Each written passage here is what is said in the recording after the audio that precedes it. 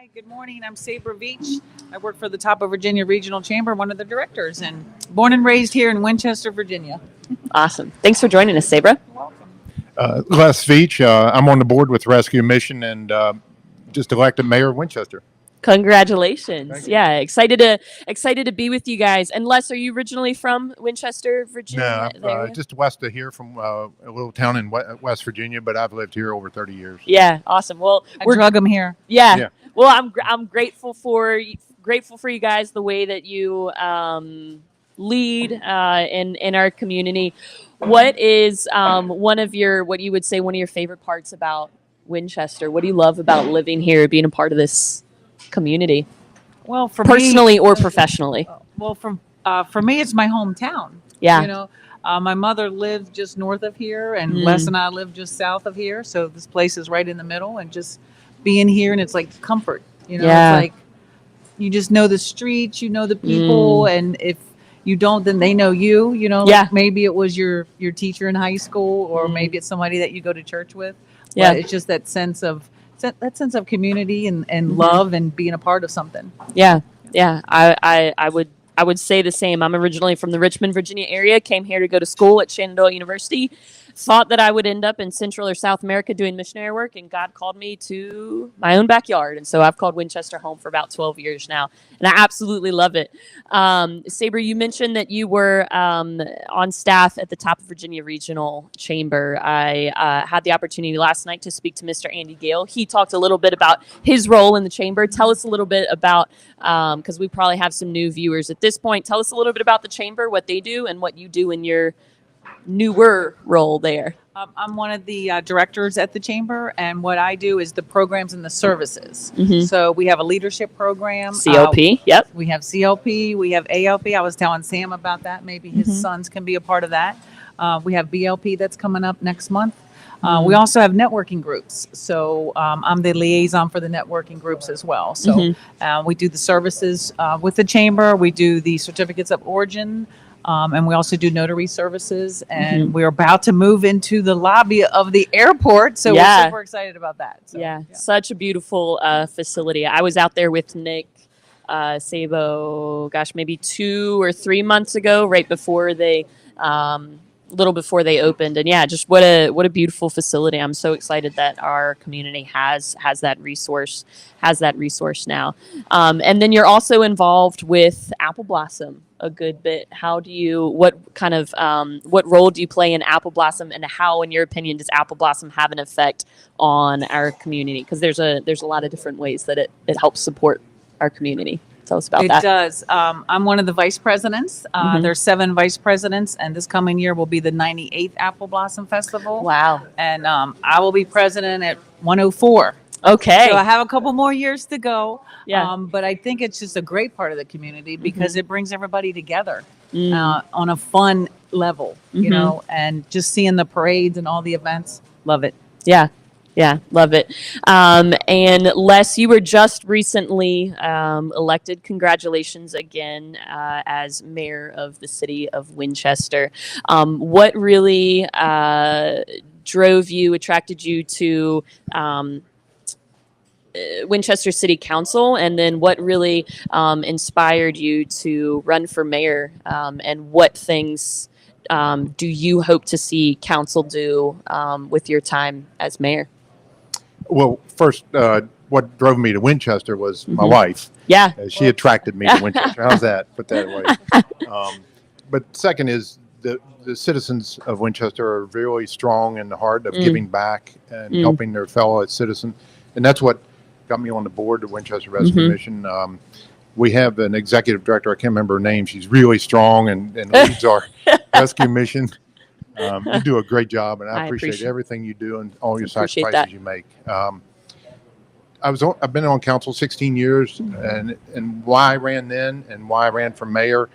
I just wanted to make a positive difference in our citizens' lives. Just reason I'm on the board too here. You know, it hasn't changed. It's not about the role, whether you're a councilor or mayor or whatever. It's not about the role, but it's about the goal. and that's again making a positive difference. And there's so many big hearts in our citizens that they all want to give back in one way or other.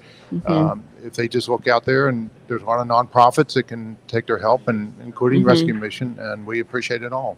Yeah.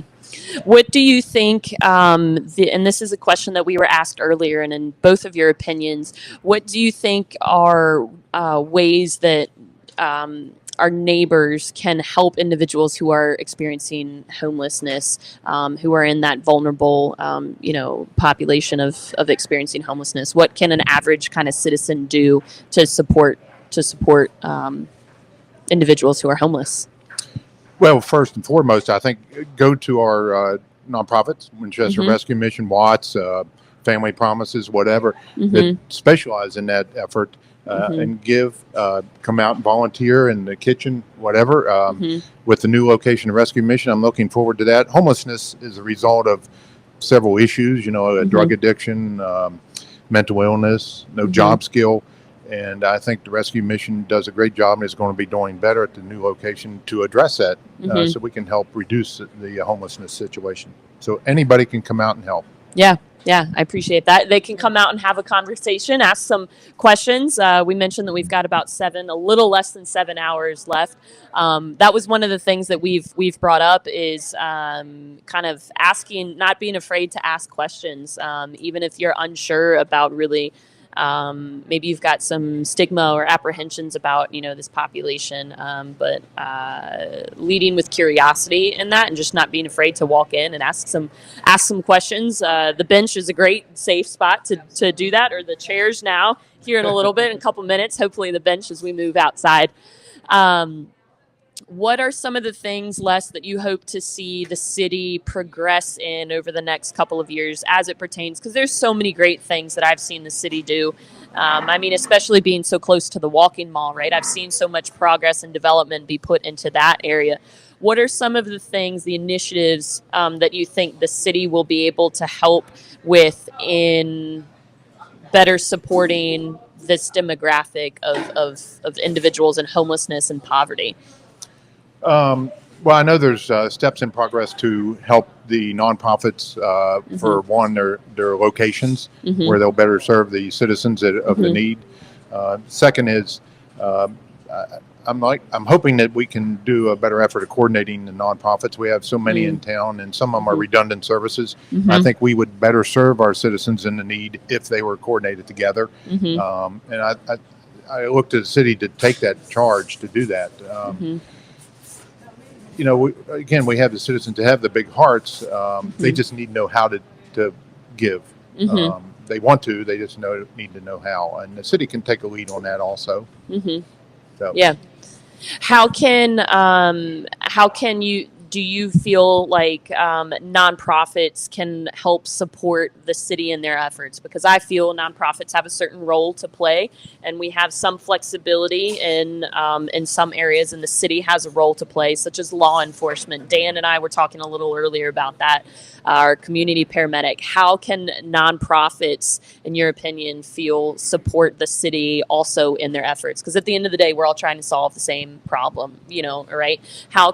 What role do you think nonprofits have in solving homelessness? I think first and foremost is communication. Yeah. Let the city know where the issues are, either geographically where they are in the city or what the needs are. We can apply resources to it if we know exactly where and what is needed. So communications first and foremost. Yeah. I love it. Sabra, what is, we were talking a little earlier about Apple Blossom. What are you looking forward to most about Apple? And maybe you can't share, but share with us if you know anything that you can share. What are you looking forward to sharing about or experiencing about Apple Blossom number 98 this year? Well, all of the events are wonderful, and of course I love them all, but I like the parades. Yeah, I think the parades are the best. Yeah, because they're kind of open to anybody and everybody, and it's free. Yeah, so it's one of the many events that we have that you can get the most people for the lowest price. Yep, and that's what I love about it. I would agree. I have a 5-year-old little guy in kindergarten, and he loves the parades. We've been growing up. He's been growing up going to those, and firefighters is probably his favorite. He's got the attention span to keep track of that. The major parade, he's like off in another land. But we did have the opportunity to swing by, I think, y'all's house just briefly for the major one, and then we got to swing up to Knox and Tracy's house as well, and so he enjoyed. About Apple Blossom? Oh, fireworks. Yeah, I do love fireworks. In college, I would go out and I would sit on Hanley. You know, like I have such a greater appreciation for this city as I've seen it. Like as I've kind of experienced different stages of life. I love the fireworks. And I think Corn dog. Corn dogs, yes, absolutely. I don't really know if there's anything. The prayer brunch, I got to attend last year and speak at the business luncheon. You know what, I love this in general about Winchester, not just Apple Blossom, but just in general. Like, I love when I went to the business luncheon, I loved seeing, I mean, at every table, seeing somebody that I know and going up and hugging them and being like, Sam, oh, it's so good to see you. Like, how's business? How's your family? And then seeing, Danny McKee and the family, the McKee family and the family at Key Construction, and just getting to know them. And, Shenandoah, previous professors that are now colleagues now, and getting to do that. And so, and I love that about the Walking Mall. I don't think I've ever gone on the Walking Mall and not run into somebody that I know. And I'm sure you guys can say this.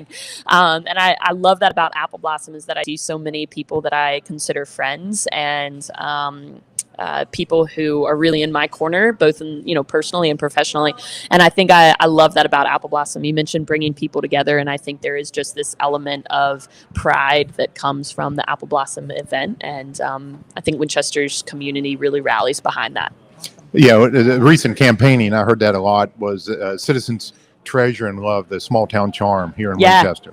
Yeah. They really value that. Yeah. I'm grateful for that. I think that's one of the things that's really made me stay in this area, attracted me back, because I graduated Shenandoah, thought I would settle down in Richmond or Central or South America, which is very different. But we're glad you stayed here. Yeah, I felt very called and compelled to come back here, and for that I'm just so grateful. I appreciate it. Thanks, guys. Thanks for the cookies and sweet treats and all the support. It's great having you guys on, and look forward to continuing to serve with you in the many ways that we get to serve this community. Sounds great. Awesome. Thanks again. Yep. Thanks, Stay guys. warm. Appreciate it. Yep. Stay We're going to warm. stay warm. Thanks, guys.